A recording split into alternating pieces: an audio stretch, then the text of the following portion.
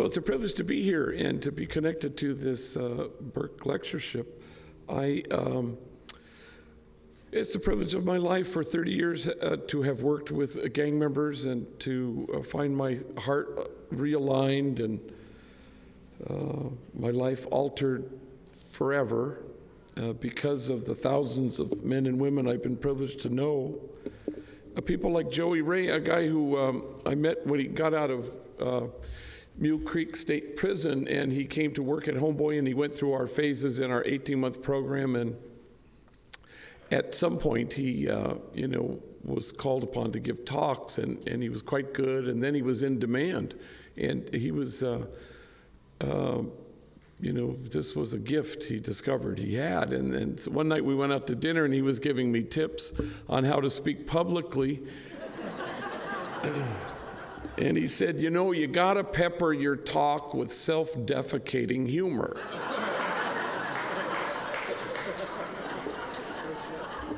And I said, yeah, no shit. Thank you, you anticipated. So brace yourselves. I know a lot of people here, and a lot of you have heard me speak before, and that always kind of undoes me a little bit. And YouTube is weird because, people see you and hear you. And once I went to this foster grandparent gathering, a huge gathering in Southern California. They gathered every summer, and they invited me the second summer. I had just spoken there the summer before. I don't know why they did it again, but it was like same people, So I gave the talk, and afterwards a foster grandmother came up to me, and I think she liked the talk. She had big tears in her eyes, and she grabbed both my hands, and she said, "I heard you last year. It never gets better."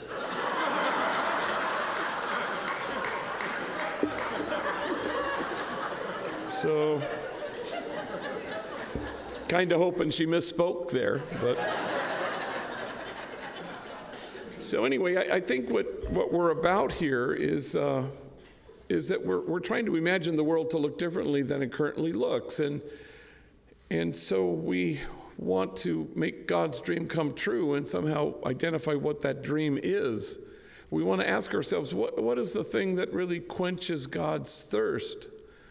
Mother Teresa diagnosed the world's ills correctly when she suggested that the problem in the world is that we've just forgotten that we belong to each other. So how do we stand against forgetting that? How do we imagine a circle of compassion and then imagine nobody standing outside that circle? How do we dismantle the barriers that exclude? How do we inch our way out to the margins, as Pope Francis always invites us to go? Because if you go to the margins, if you stand there, you look under your feet, the margins are getting erased because you chose to locate yourself there.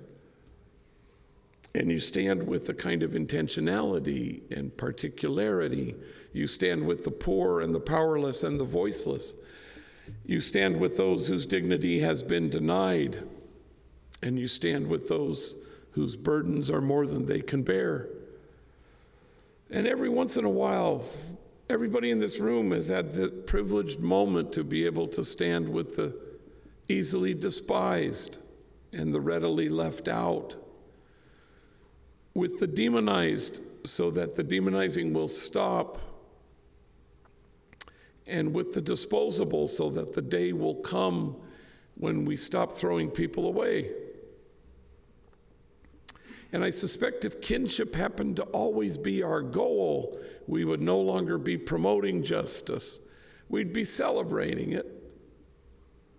For no kinship, no peace. No kinship, no justice. No kinship, no equality. It turns out those worthy goals are a byproduct of our kinship. And if we stand against forgetting that we belong to each other, we end up realizing those things, and God's thirst is quenched. And you go to the margins and you brace yourselves because people will accuse you of wasting your time. But the prophet Jeremiah writes, in this place of which you say it is a waste, there will be heard again the voice of mirth and the voice of gladness, the voices of those who sing. And so we always want to go from a lecture like this so that other voices get heard ultimately. I think everything depends on our sense of who God is. I'm a Jesuit, so, and Ignatius used to always say, take care to keep always before your eyes first God. And Ignatius always talked about the God who was always greater. He didn't want us to settle for a lesser God. The homies have taught me so much, and usually they do it by way of kind of this charming and disarming and illuminating mangling of the English language that I always appreciate. Like I had this homegirl named Lisa come into my office. She wanted to introduce her man to me, and she was a trainee, a gang member, and her man came to pick her up, and she said, "This is my sufficient other." No doubt. One of the things that allows me to be here is that I have a CEO named Tom Volsa who runs Homeboy, and we're a $19 million annual operation. And, it's nice not to have to worry about cash flow. He does, and so I had a homie come into my office, and he said, "Damn, G, my lady, she is in a bad mood today." And I said, "Why?" Well, she's beginning her administration period. I said, "Well, I just finished mine, so I kind of know what she's going through." But my favorite one happened when I was presiding at Mass at San Fernando Juvenile Hall, and it was a big gym and about 500 kids and almost all gang members, and all but like 10 there were 10 girls there, but the rest were guys. And so I had the little sheet that has the readings in English and in Spanish, the little hoja. And so I was vested, had my alba, my stole on, and I was sitting on this folding chair, and I said, well, I'm going to listen to the word proclaimed.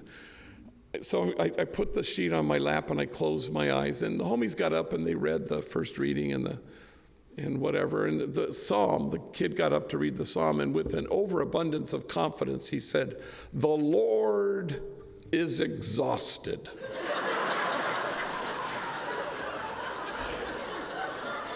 And I looked at the sheet, what the hell? And it said, "The Lord is exalted." And I remember at the time thinking, wow, that's way better. Because when you think about the exalted God, you have to know that somehow that's our own projection, That's when we've created God in our own image, is when we're the exalted God, Anne Lamott says that you've created God in your own image when God hates the same people you do.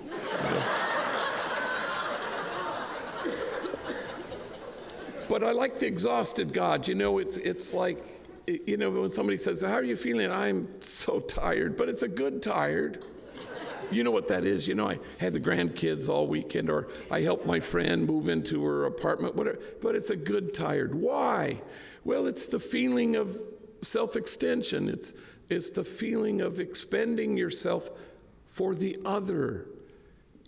It's soaked with a sense of cherishing that's just wonderful and way better than exalted.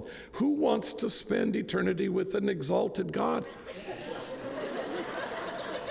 I don't. But an exhausted one, that's kind of interesting. When our understanding of God leaves us feeling cherished, we know we've wandered into the vicinity of the God we actually have. But the truth is, we've settled for a partial God, a lesser God. Yeah, the more realistic God. I have two odd examples of that, I think. But I pose them as an invitation to be on the lookout for the God we actually have and the God we've settled for. Because it won't make any sense to stand at the margins unless you can feel yourself cherished by the God we actually have. So Dylan Roof kills those people in the Bible study at Mother Emanuel Church. And a week or so later, family members are standing in front of him, family members of the victims, and they forgive him. And everyone knew we were in the presence of the God we actually have. But then 9 months later, they sentence him to die, and people say his execution will be God's justice. And you know that's the God we've settled for. That's the partial God. That's the lesser God. That's the more realistic God. This is a weird example, but it struck me during the World Series when they were Dodgers were playing in Houston, and in the seventh inning stretch, do you recall? People stood up and it says, "I stand with," and they wrote the name of somebody who has cancer. My mom, I stand with my mom, and I stand with my kid sister, and I stand with my cousin Louie. Who can be against such a thing? Which is one of the reasons why that's sort of an example of the God we've settled for. It's not controversial. I have cancer. I don't want anybody to stand with me, I'll be honest with you. The God we actually have would nudge us to say, I stand with dreamers. I stand with undocumented felons. I stand with heroin addicts. I stand with refugees. I stand with women trapped in domestic violence situations or in sex trafficking. Now, God has interest in that because that is the God we actually have. That's not a list of liberal, progressive motifs. That's a list of folks at the margins.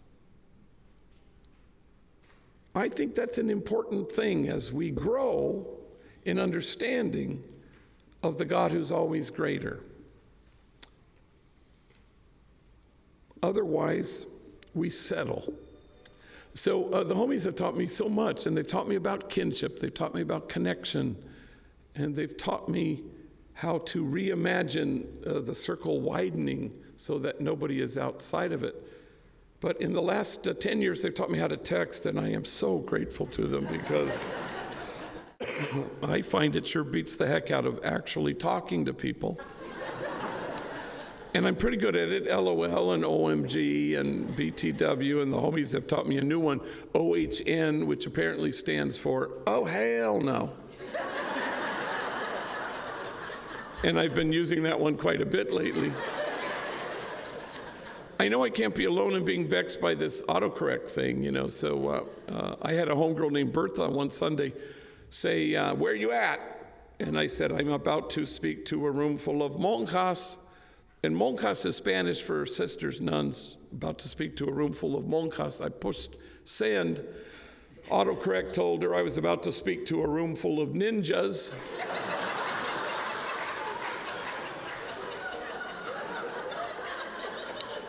Which she thought was pretty darn interesting. The homies, even now, I'm so glad I powered this off because it's like, oh, they're going to cut off my lights and I just need this much for my rent and on and on. And once a homie needed just $100 to finish off his rent, I didn't have it. So I texted him, things are tight. I pushed send. Autocorrect told him, thongs are tight.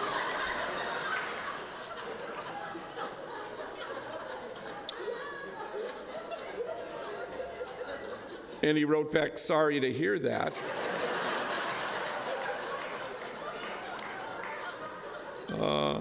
What about my rent? So anyway, there I am in a car with two older vatos, Manuel and Poncho, and we're driving to a high school in Palm Desert. They're going to help me give a talk, and been to prison and do a variety of things at Homeboy. Manuel's in the front seat. We're 15 minutes on the road when he gets an incoming text, and he chuckles, and I say, "What is it?" "Oh, it's dumb. It's from Snoopy back at the office." Well, I just seen Snoopy. Snoopy greeted me as the day began. Snoopy and Manuel work together in the clock-in room where they clock in hundreds and hundreds of our workers. It's a tough job. I actually wouldn't want it because this may come as a surprise. Gang members can occasionally be attitudinal. So they can have their job. So I said, "Manuel, what is it?" And he goes, "Oh, let me find it. It's really dumb." Okay, here it is. "Hey, dog, it's me, Snoops. Yeah, they got my ass locked up at county jail. They're charging me with being the ugliest vato in America. You have to come down right now, show them they got the wrong guy."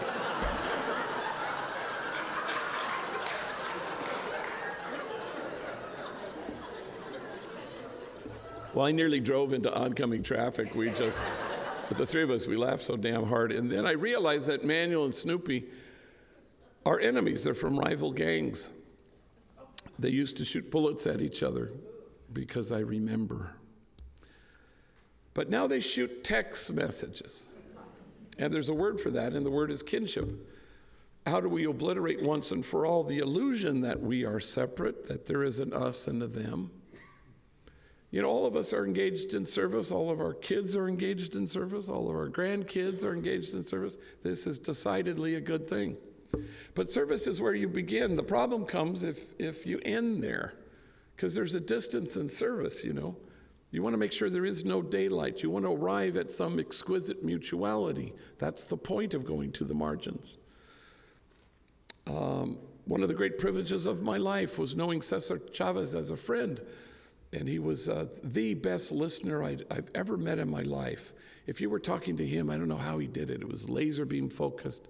Nobody else existed. He was never looking over your shoulder to see if someone more important was on the approach. But once, famously, a reporter had commented to him and said, "Wow, these farm workers, they sure love you." And Cesar just shrugged and smiled and said, "The feeling's mutual." And indeed it is. At Homeboy Industries, I'm not the great healer, and that gang member over there is in need of my exquisite healing. The truth be told, we're all a cry for help. We're all in need of healing.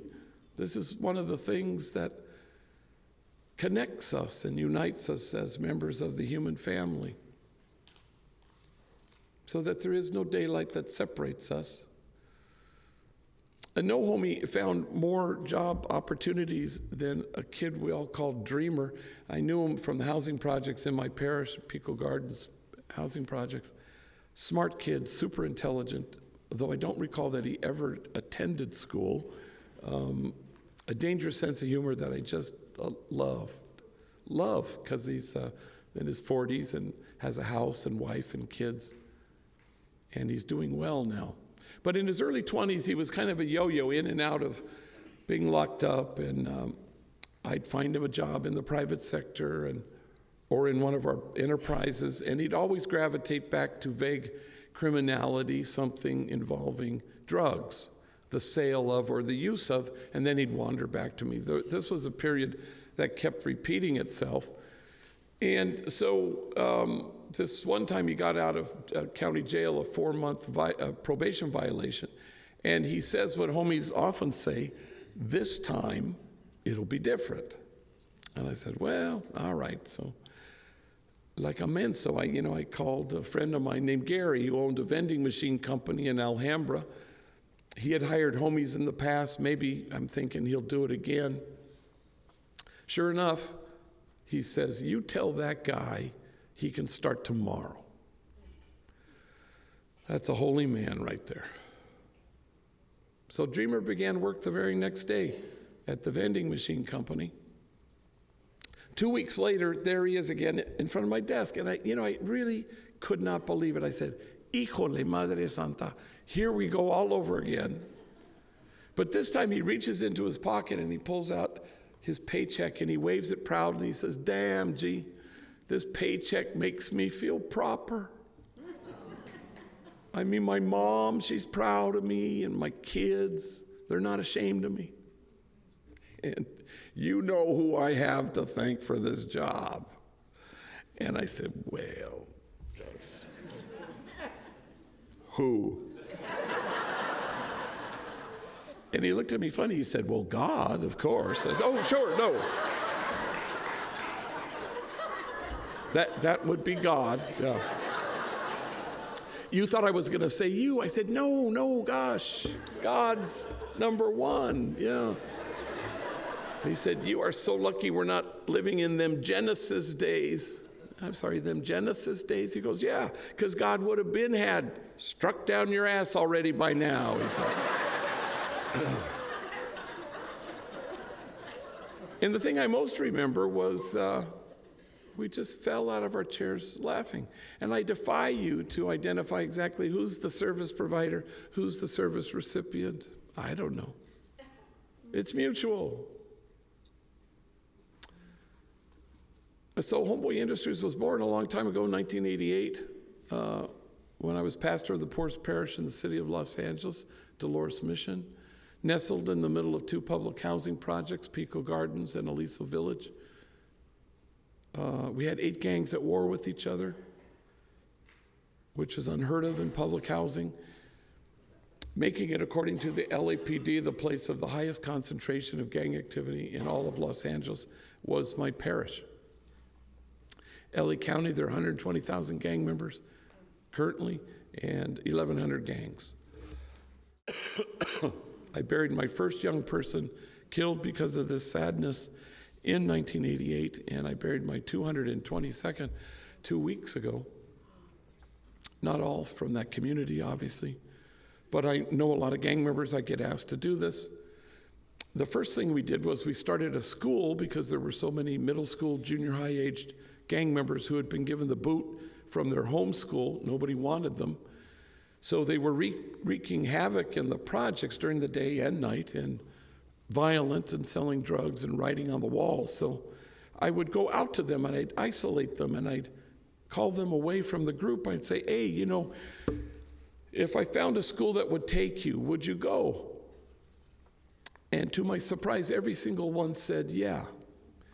And then I couldn't find a school that would take them, you know, so that kind of forced my hand. So across the street from the church is our parochial school, and grades K to 8, the first 2 floors.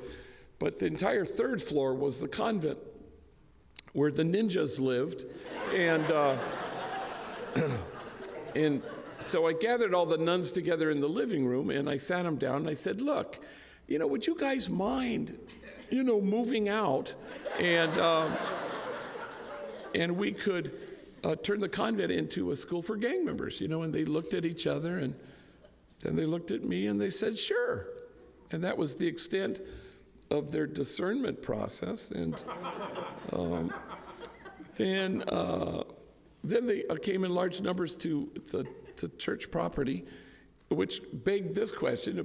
People in the parish started to say, wait a minute, aren't churches supposed to be hermetically sealed? You know, good people in and bad people out.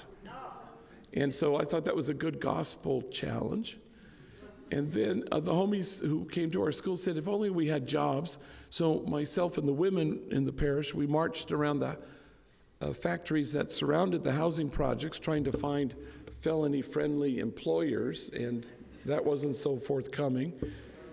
So we invented things. We had a maintenance crew, a landscaping crew, we had a graffiti removal crew, we had a crew to build our child care center, and then all made up of enemy rival gang members.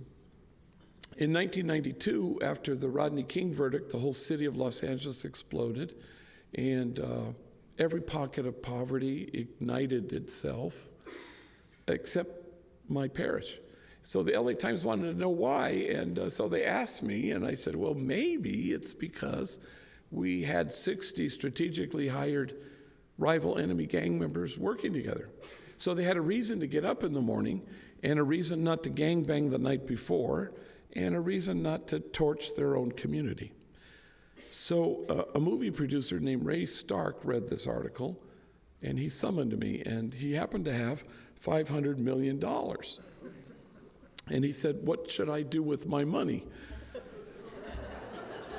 And I look back now, and I can see that I woefully undershot my request.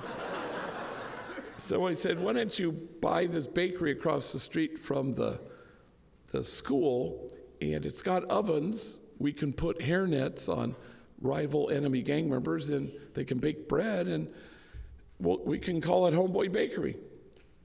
And that was the extent of my business plan. And he said, sure. And so we were off and running. A month later, we started Homeboy Tortillas in the Grand Central Market in downtown LA. Once we had plural, we changed our name from Jobs for a Future to Homeboy Industries, as if there was any industry involved in this. Not everything worked. Homeboy Plumbing really was not hugely successful. Who knew people didn't want gang members in their homes? I did not see that coming. And nobody ever intends to do this, but we backed our way now, evolved our way into becoming the largest gang intervention rehab reentry program on our planet. So 15,000 folks a year walk through our doors.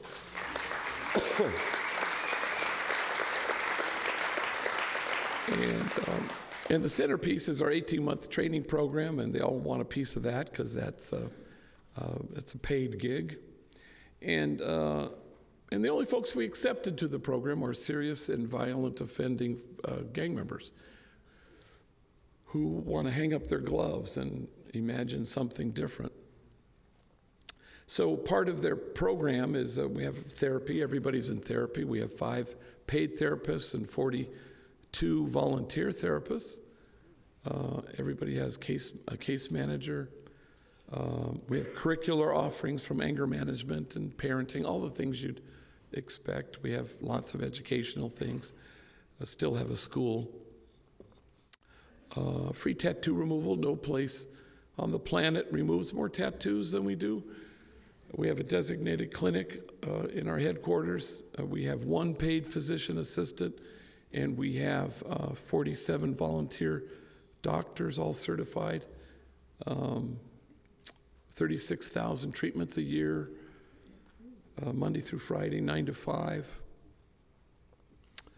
And it was all, if you go to the margins and you listen, people will tell you what ought to happen.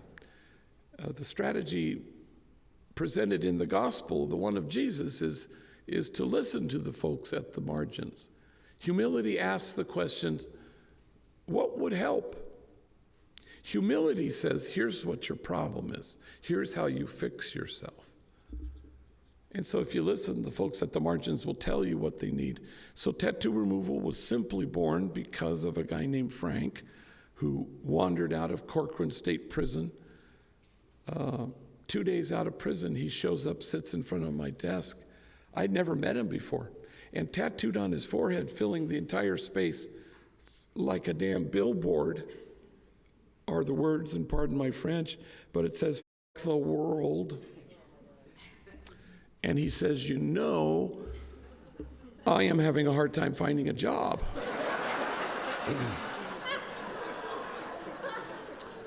I said, well, Frank, maybe we could put our heads together on this one. So naturally, I hired him, and he bagged bread for a long time, and I found a doc at White Memorial Hospital, had a laser machine, and he chipped away at Frank's forehead and a handful of others, and pretty soon we had a waiting list of 3,000 gang members who wanted the same treatment, so we couldn't stay with that arrangement. A parenthesis, Frank is a security guard at a movie studio in Hollywood, and there is no trace left of the angriest, dumbest thing he had ever done, proving once and for all, as Sister Helen Prejean says, we're all a whole lot more than the worst things we've ever done.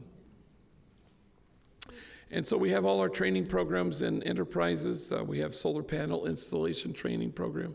That's a hugely successful place and certifies folks, and 85% of them get jobs after our training. We have Homeboy Diner in City Hall, the only place you can get food, Homeboy Bakery, Homeboy Homegirl Merchandise, where we sell our logo stuff online and in our store, Homeboy Silkscreen, Homeboy Bakery, Homeboy Recycling, which is e-waste. If you travel LAX ever, Terminal 4, American Airlines, we have a restaurant there. Homeboy Grocery, where we have chips, salsa, and guacamole that we sell in a lot of supermarkets, Ralph's principally, from, I'm smiling because from San Luis Obispo to San Diego. So we got a call once from the manager of Ralph's in La Jolla. I don't think I've ever said this publicly, but he said, some woman came and said, I'm completely offended that you sell Homeboy chips. And the manager just touched her arm and said, you should leave La Jolla more often, she said.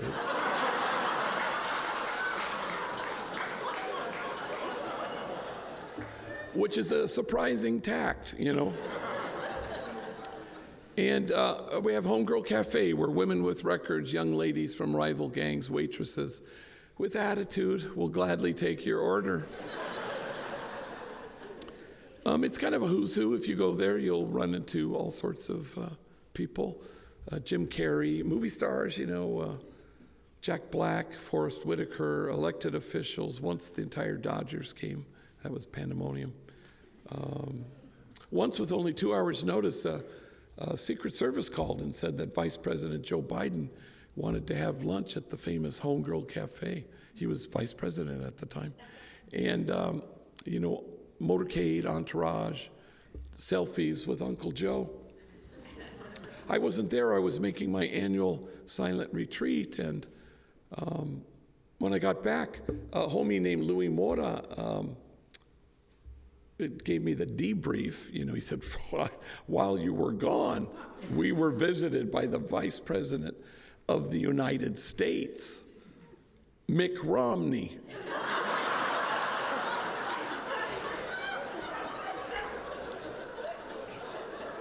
Which I think you can file that under all white guys look alike.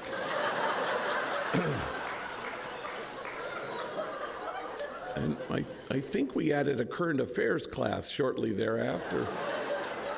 But most famously of all, Diane Keaton showed up for lunch, and she, Oscar fame and movie star and Godfather movies. So her waitress is Glenda, and Glenda's a big girl, been there, done that, tattooed, felon, gang member. She has no idea who Diane Keaton is, and Diane Keaton, she goes to take her order, and Diane Keaton says, well, what would you suggest? And Glenda rattles off the 3 dishes that she particularly likes, and Diane Keaton says, I'll have that second one. That sounds really good. And it's at that moment something dawns on Glenda. She looks at Diane Keaton. She says, wait a minute. I feel like I know you from somewhere. You know, like maybe we've met. And Diane Keaton decides to deflect it humbly. Oh, gosh, I don't know. I suppose I have one of those faces that people think they've seen before. And then Glenda goes, no, now I know. We were locked up together.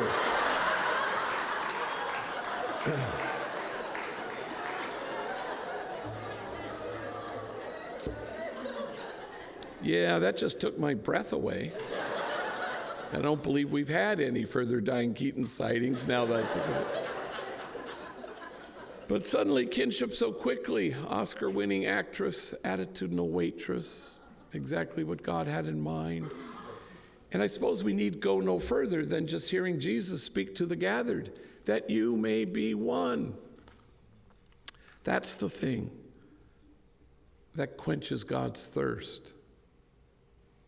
Our connection in kinship, our exquisite mutuality, where there is no daylight that separates us. In the original covenantal relationship, God says, as I have loved you, so must you have a special preferential care for the widow, orphan, and the stranger. And God has identified these subgroupings of the poor who stand for something. They stand for people who know what it's like to have been cut off. And because they have suffered in this particular way, God thinks they are trustworthy guides to lead the rest of us to the kinship of God. We don't go to the margins to make a difference. We go to the margins so that the folks at the margins make us different. It's not about saving people or rescuing people. There are guides, not the recipients of our largesse. A hardcore gang intervention worker, former gang member himself in Houston, asked me, I was speaking there, and he works with gang members on the streets, and he goes, how do you reach them? And I said, for starters, stop trying to reach them. Can you be reached by them? And that's way different. That turns everything on its head. That says the folks at the margins are your trustworthy guides. They'll get you there. It's like the provocatively titled book by John Sobrino, No Salvation Outside the Poor. And we know what he means. You know, Whoopi Goldberg was interviewed a Q&A in Vanity Fair. And they asked her, what living person do you most admire? And she could have said a billion people, but she said, Pope Francis. And then she adds this, yeah, he's going with the original program. And everybody knows what the original program is. It's not a Catholic thing, it's not a Christian thing. Even atheists know what the original program is. You're drawn to it, you long for it. We want to take seriously what Jesus took seriously. And Jesus only took 4 things seriously. They're big things. Inclusion, nonviolence, unconditional, compassionate, loving kindness, that's one thing. And acceptance. That's the original program. And we have a longing for it.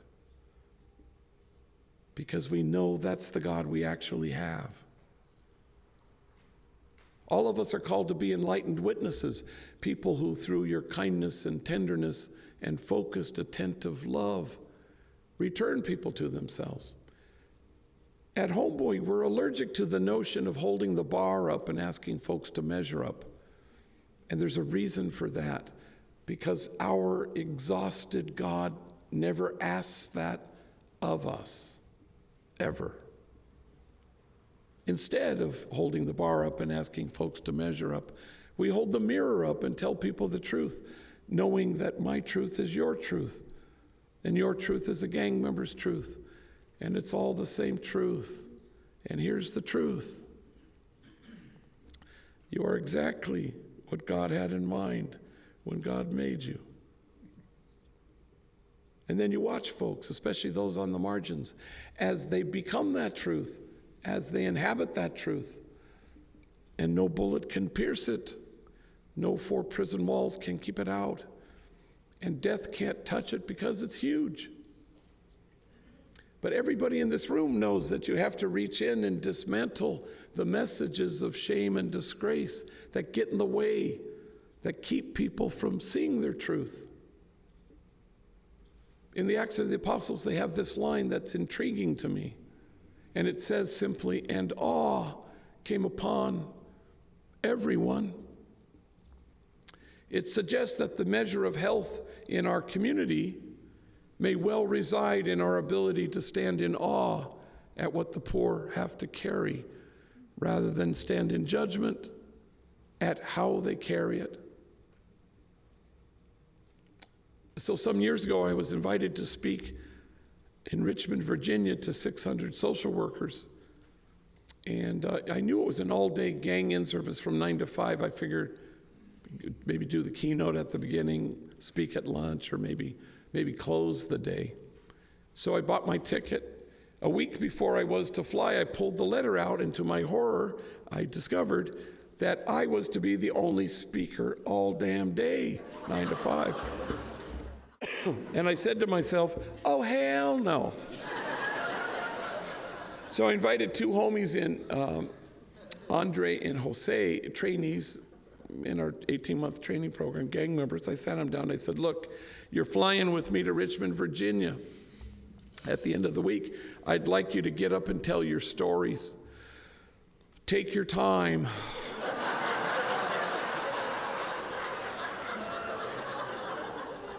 Because we got a long-ass day to fill. So I'd never heard their stories, and Jose gets up, and he's like 25 years old at the time, a gang member, been to prison. He goes through our phases. We have different phases in an 18-month program, but at that time he had landed as a very valuable member of our substance abuse team, a man solid in his own recovery, now helping younger homies with their addiction issues. And was in prison, but he also had a long stretch of time as a homeless man and an even longer stretch as a heroin addict. So he gets up in front of these 600 social workers and he says, I guess you could say, my mom and me, we didn't get along so good. I think I was 6 when she looked at me and she said, why don't you just kill yourself? You're such a burden to me. Well, 600 social workers audibly gasp. And then he says, it sounds way worser in Spanish. And we got whiplash going from a gasp to laugh. I think I was 9, he continued, when my mom drove me down to the deepest part of Baja California. She walks me up to an orphanage and she knocks on the door. And the guy comes to the door and she says, I found this kid. And she left me there for 90 days till my grandmother could get out of her where she had dumped me, and my grandmother came and rescued me. My mom beat me every single day of my elementary school years with things you could imagine, and a lot of things you couldn't. Every day, my back was bloodied and scarred. In fact, I had to wear 3 t-shirts to school each day. First t-shirt, because the blood would seep through. Second t-shirt, you could still see it. Finally, the third t-shirt, you couldn't see any blood. Kids at school, they'd make fun of me. Hey, fool, it's 100 degrees. Why are you wearing 3 t-shirts? Then he stopped speaking, so overwhelmed with emotion. And he seemed to be staring at a piece of his story that only he could see. And when he could regain his speech, he said through his tears, I wore 3 t-shirts well into my adult years because I was ashamed of my wounds. I didn't want anybody to see them. But now I welcome my wounds. I run my fingers over my scars. My wounds are my friends. After all, how can I help heal the wounded if I don't welcome my own wounds? And awe came upon everyone. The measure of our compassion lies not in our service of those on the margins, but only in our willingness to see ourselves in kinship with them. For the truth of the matter is this: if we do not welcome our own wounds, we may well be tempted to despise the wounded.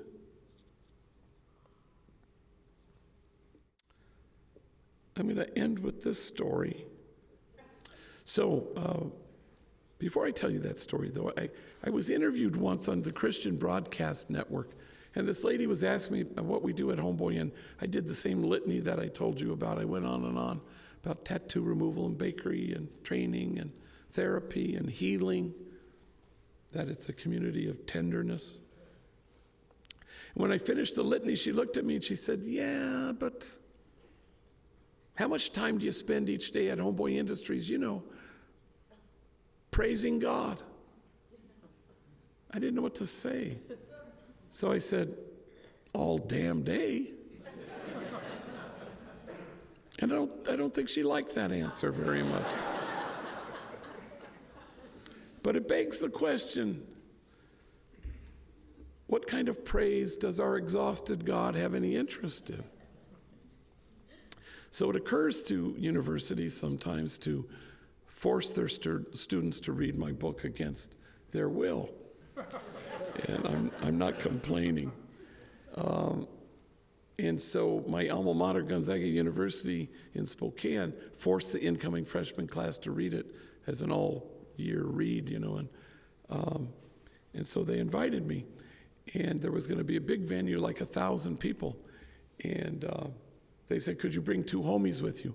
And I always do if people pay for it, and so I always pick homies the same way. I pick enemies, rivals, just so that they have to share a hotel room just to mess with them,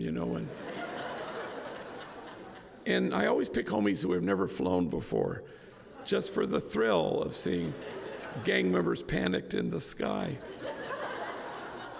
Not long ago, I took 2 older homies to Washington, D.C., and we were at LAX, and the guy, I swear to you, dead serious, he says, are we flying Virgin Airlines because it's our first time?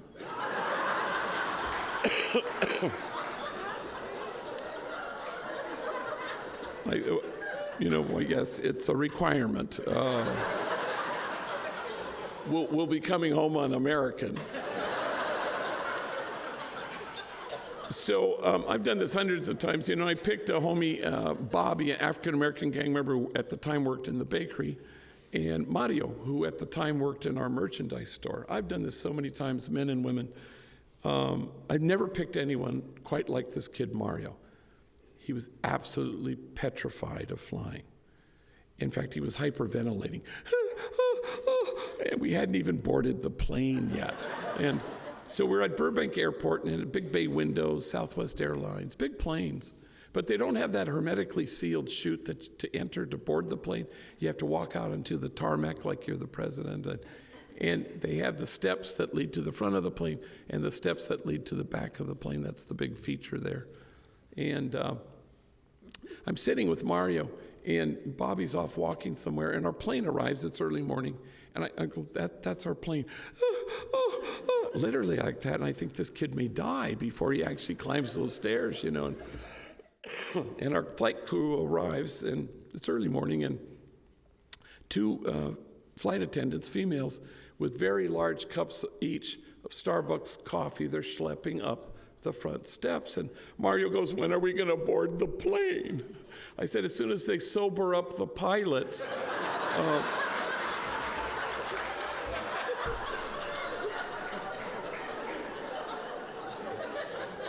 There they go now.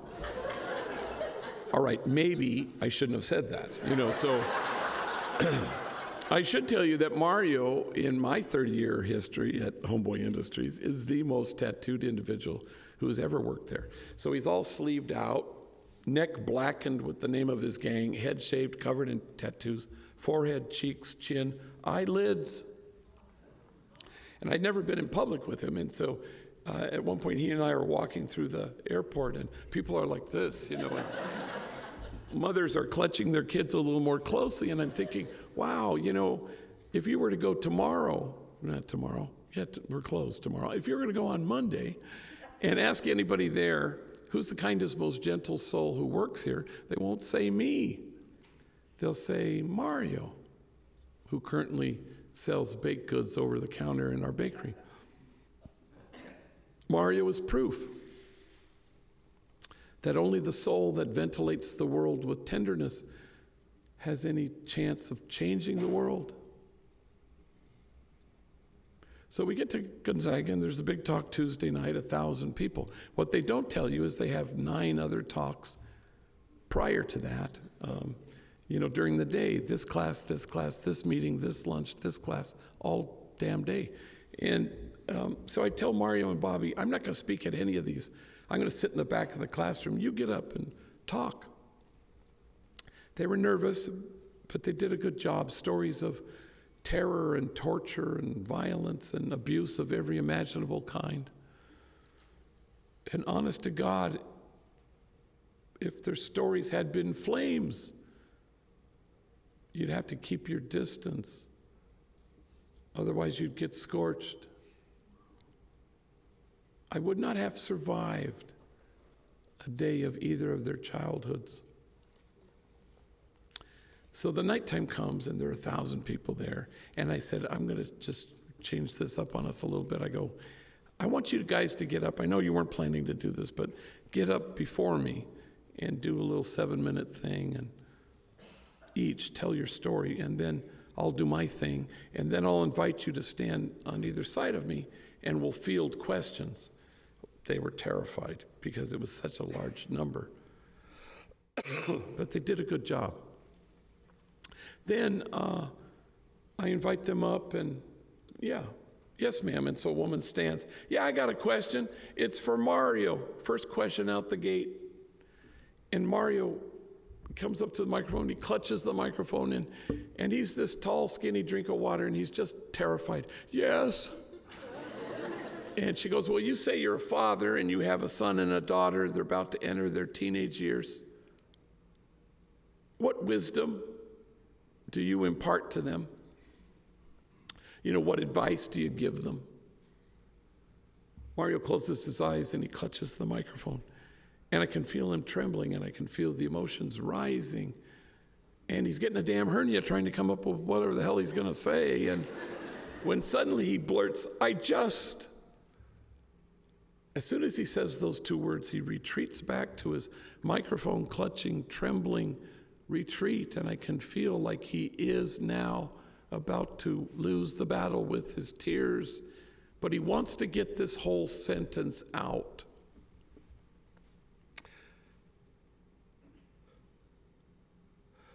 I just don't want my kids to turn out to be like me. And there's silence until the woman who asked the question stands, and now it's her turn to cry. Why wouldn't you want your kids to turn out to be like you? You are loving, you are kind, you are gentle, you are wise. I hope your kids turn out to be like you. And 1,000 total perfect strangers stand, and they will not stop clapping. And all Mario can do is hold his face in his hands, so overwhelmed that this room full of strangers had returned him to himself. And trust me, everyone in that audience also returned to themselves, which shouldn't surprise us because it's mutual. And I think that's the only praise our exhausted God has any interest in. And so we go to the margins. And before too long, we cease to care whether anyone accuses us of wasting our time. For in this place of which you say it is a waste, there will be heard again the voice of mirth and the voice of gladness, the voices of those who sing. We don't go to the margins to make a difference. We go to the margins so that we can hear those voices. Thank you very much.